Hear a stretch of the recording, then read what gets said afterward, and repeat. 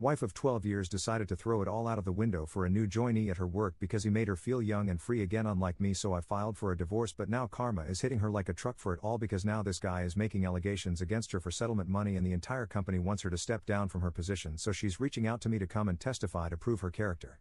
I laughed in her face and told her that she can now enjoy being free. In the prison. Hi. Throwaway because honestly, I don't want this tied to my main account. Let me know if I'm the jerk here because part of me wonders if I was too harsh, but at the same time, well, let me just get into it. So my ex-wife, Melissa, 40 female, and I, 38 male, were married for 12 years.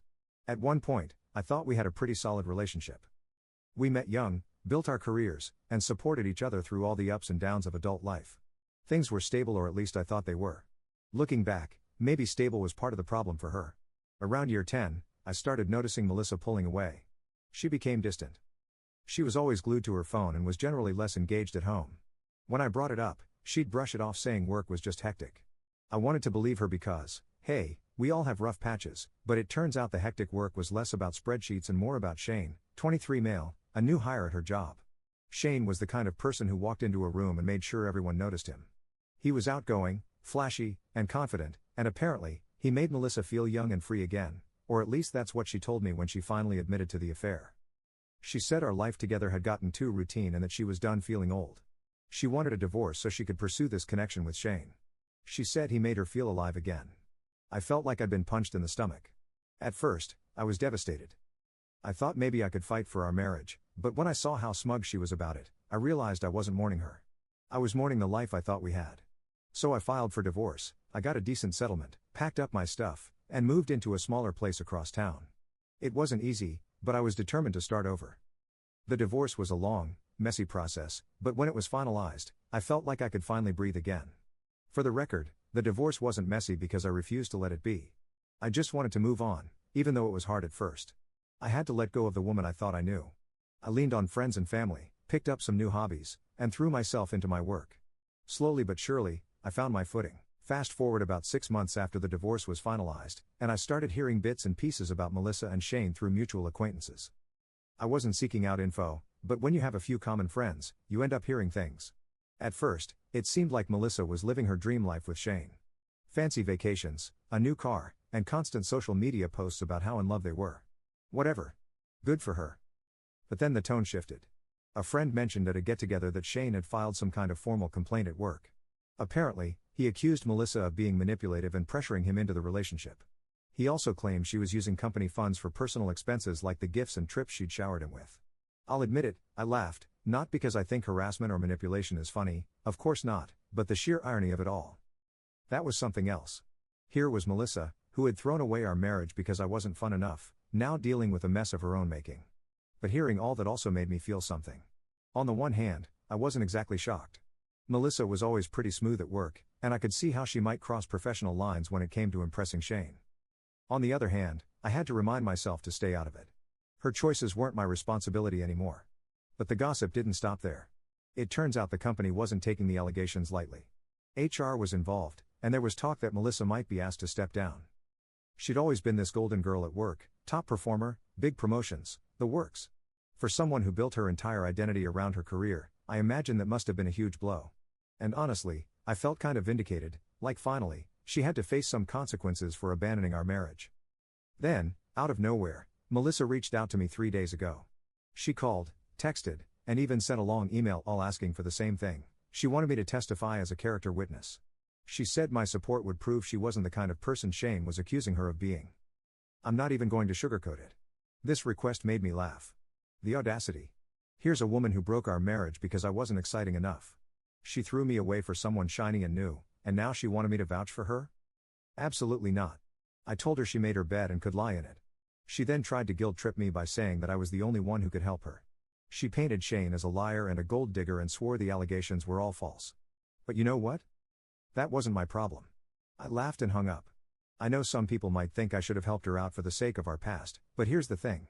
Melissa destroyed that trust. She showed me exactly where I stood in her life when she left me for Shane. My loyalty doesn't extend to cleaning up her messes. Not to mention, I spent years being the supportive husband. I held her down when she was struggling, only to have her throw me away when things got better for her.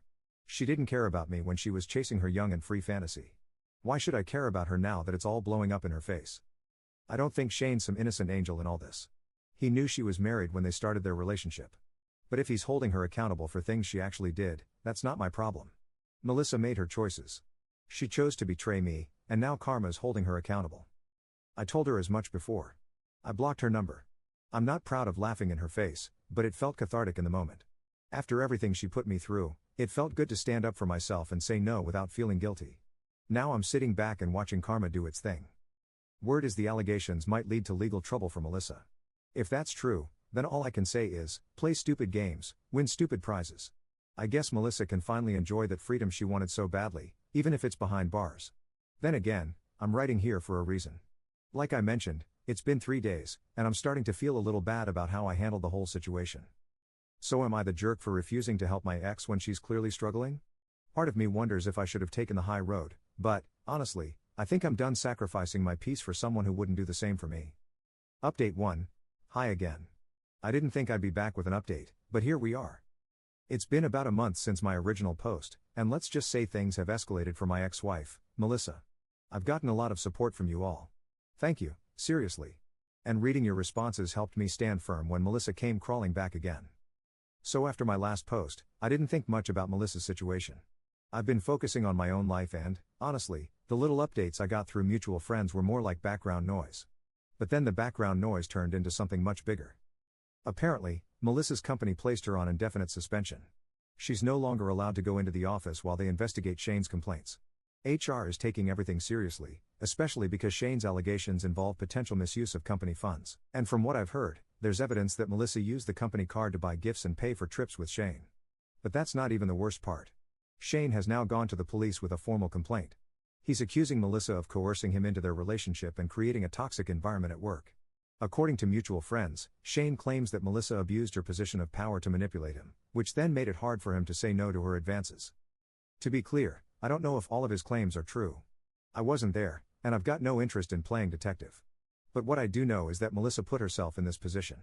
She chose to mix business with pleasure, and now it's biting her in the worst way possible.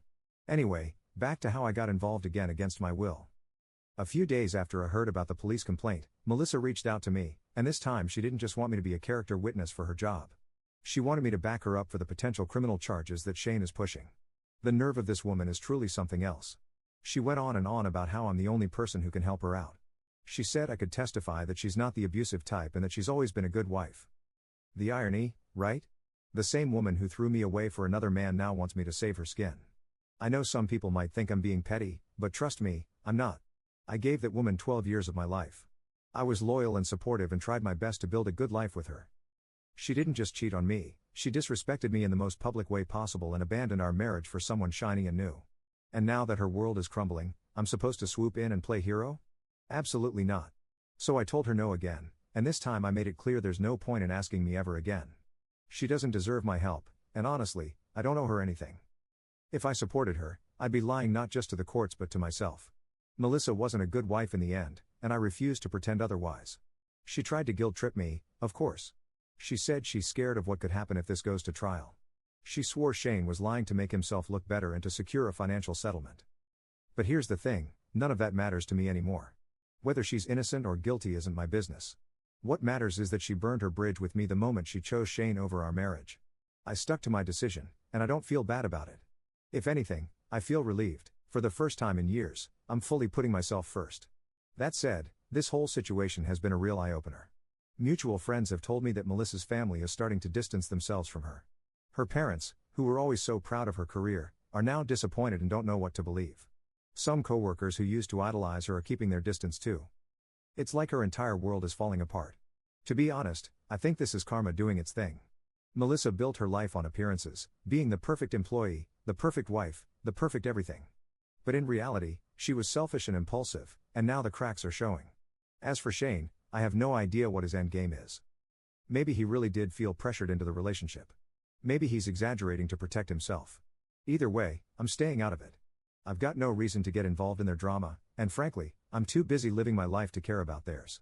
I'll admit part of me finds this whole situation darkly amusing, not because I wish harm on Melissa, despite everything, I don't, but because it's proof that actions have consequences. She made her choices, and now she's facing the fallout. So that's where things stand. Melissa's career is in limbo, she's facing serious allegations, and she's lost the support of some of the people closest to her. Meanwhile, I'm doing fine. Life isn't perfect, but it's mine, and I'm finally free of her mess. Thanks for reading. If there's more to share down the line, I'll keep you posted. For now, I'm just happy to be done with this chapter of my life. Update 2. Hey again. I honestly didn't think I'd have more to say about this mess, but here I am with another update. It's been about 2 months since my last post, and let me tell you, things have only gotten worse for Melissa. But first, I'd like to address a few questions that I've seen pop up a lot. 1. Did Shane know she was married when they started their relationship?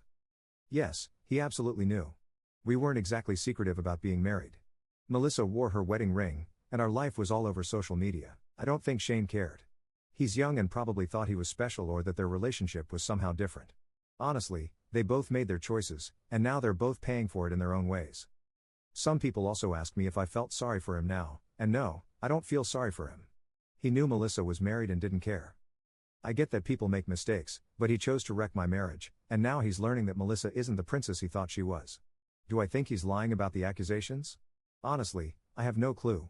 He could be telling the truth, or he could be exaggerating to save himself. Either way, I'm not getting involved. 2. How did you find out about the HR complaint and the rumors? I don't work with Melissa or anyone at her company, but we still have some mutual friends. A couple of them are coworkers of hers, and they've been sharing updates. I didn't ask for this info, but people love gossip, and since I'm her ex, I guess they thought I'd want to know. To be fair, they're not wrong. It's been fascinating to watch from the sidelines. I'm also really glad that they reached out to me because, trust me, if Melissa approached me and told me all of this herself, I wouldn't know what to do. They essentially gave me a heads up, and that allowed me to prepare myself for all of Melissa's audacity. 3. Why didn't you block Melissa when she first called you? Honestly?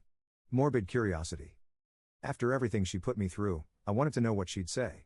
When she started pleading for my help, it felt like the ultimate proof of how far she'd fallen. It was weirdly satisfying to say no. After that, I blocked her. She hasn't tried to reach me since, thank God. A lot of you were also curious about how Melissa could even think that I'd help her now. Good question, I'm still wondering that myself. She said that I'd be the perfect character witness because we had been married for so long. Apparently, if I said she was a good wife, it would help counter Shane's claims about her behavior. It's wild because, hello, she wasn't a good wife. She lied, cheated, and left me. Did she think I'd forget all that? Anyway, on to the update now. After her suspension, the company's investigation dug up solid evidence against her. Mutual friends told me they found emails, receipts, and even travel records that prove she used company funds to buy Shane luxury gifts and pay for trips. We're talking designer handbags, fancy dinners, and even a weekend getaway to some 5-star resort. Apparently, she didn't even try to hide it. She used the company card and then signed off on the expenses herself. The audacity. Of course, once this came to light, the company had no choice but to officially terminate her. From what I've heard, HR didn't even wait for the investigation to wrap up completely. They gave her the boot and made it clear that they'd be cooperating fully with the authorities. As if that wasn't bad enough, Shane's case is still moving forward. He's filed a civil suit against Melissa where he's accused her of coercion and harassment. The police are pursuing criminal charges related to her misuse of company funds as well. And that's not all. Other male employees have come forward with their own complaints. According to a mutual friend, at least 2 men have accused Melissa of creating a hostile work environment and have cited inappropriate comments and behavior. Melissa's reputation is completely in ruins. This is a woman who used to be the golden girl at her company, the one everyone looked up to, and now she's not just jobless but she's also being dragged through both civil and criminal courts. And where's Shane in all this? From what I've gathered, he's distancing himself from the relationship as much as possible. I guess he's trying to make it clear he was a victim, not a willing participant. Whether that's the truth or not, I honestly don't care. My focus isn't on him, it's on how I'm finally free from all this drama. But of course, Melissa couldn't leave me out of it. A few days ago, she reached out again, and this time she didn't just want me to testify or vouch for her character. She wanted me to make a public statement saying her actions were out of character. She claimed it would help her mitigate the damages in court and repair her reputation. I couldn't believe the nerve. After everything she's done, throwing our marriage away, disrespecting me, and dragging me into this nightmare, she still thinks I owe her something? No, thank you. I didn't even bother engaging this time. I blocked her number immediately and made it clear to the mutual friends feeding me updates that I don't want to hear about her anymore. I've been patient enough, and I've listened to their gossip out of politeness, but I'm done. If they want to stay involved in her mess, that's on them. I'm not interested in being kept in the loop anymore. Blocking her felt like a weight off my shoulders. For so long, I let her actions and her chaos linger in my life even after our divorce, but now I'm truly free of it. No more updates, no more pleas for help, no more reminders of how much she hurt me. From what I've heard, even Melissa's family is pulling away from her. Her parents, who used to brag about her to anyone who would listen, are embarrassed by the scandal. They've stopped defending her and are keeping their distance. I don't blame them. He's burned so many bridges that it's hard to imagine who's still in her corner. As for me, I'm doing well. My life isn't perfect, but it's peaceful, and that's all I could ask for. I've started focusing on things that make me happy, hobbies I didn't have time for during my marriage, spending more time with friends, and just enjoying my independence. Looking back, I realize how much I let myself shrink during my marriage. I spent so much time trying to make Melissa happy, trying to be the perfect husband, that I forgot to take care of myself. But now I'm learning how to prioritize my own happiness, and it feels incredible. To everyone who encouraged me to stand my ground, thank you. Your support gave me the confidence to say no and to keep saying no, no matter how many times Melissa came crawling back. Thanks for reading and for being in my corner throughout all this. I'm finally moving on, and it feels amazing. Update 3. Hi, Reddit. I'm back with what I think will be my final update. It's been about 6 months since my last post, and honestly, life has finally settled into something that feels normal again. But before I move on for good, I wanted to let you all know how things ended up with Melissa. Spoiler alert, karma really did its thing. To catch you up, the last time I posted, Melissa had been fired. Shane had filed lawsuits, and she was facing criminal charges for fraud and harassment. Well, those charges didn't just disappear. The investigation uncovered everything: how she used company funds to buy Shane gifts, her inappropriate behavior at work, and how she misled HR during their initial inquiry. When all was said and done, the evidence was so overwhelming that there wasn't much for Melissa to argue in her defense. About 3 months ago, Melissa was officially convicted of fraud and harassment. The investigations wrapped up, and she was convicted of fraud and harassment. The court found undeniable evidence that she used company funds to shower Shane with gifts and covered up shady financial dealings to hide her tracks. On top of that, Shane's claims of harassment were supported by damning emails, text messages, and testimony from other employees. It turns out he wasn't the only one who had an issue with Melissa's behavior. The judge didn't go easy on her. She's serving time now, not a slap on the wrist sentence, either. Along with prison, she's been ordered to pay significant restitution to both the company and Shane. From what I've heard, her finances are completely wrecked. She had to sell her house, drain her savings, and is still drowning in debt. This is the same woman who once looked down on me for not being ambitious enough, and now she can't even afford basic living expenses.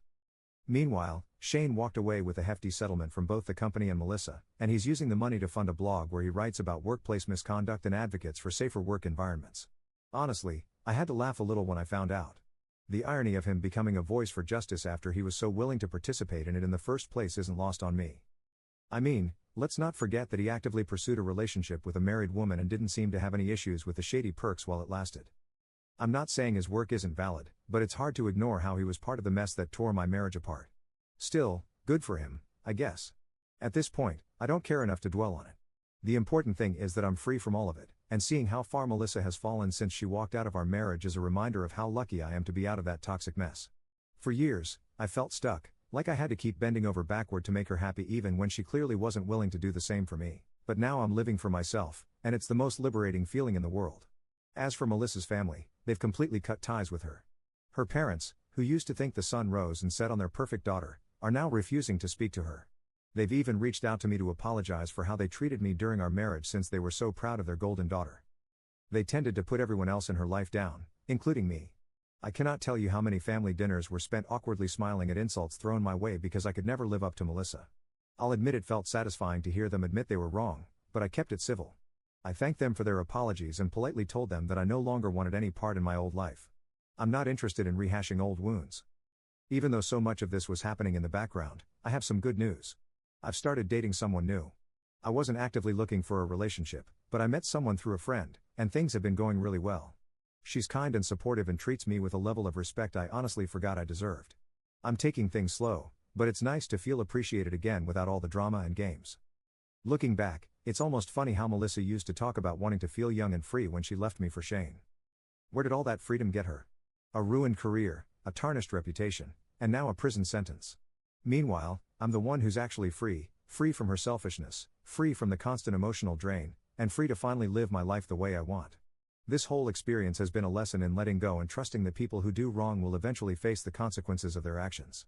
I didn't have to lift a finger to make that happen. She managed to unravel her own life one decision at a time, and I just made sure I wasn't standing anywhere near her when it all came crashing down.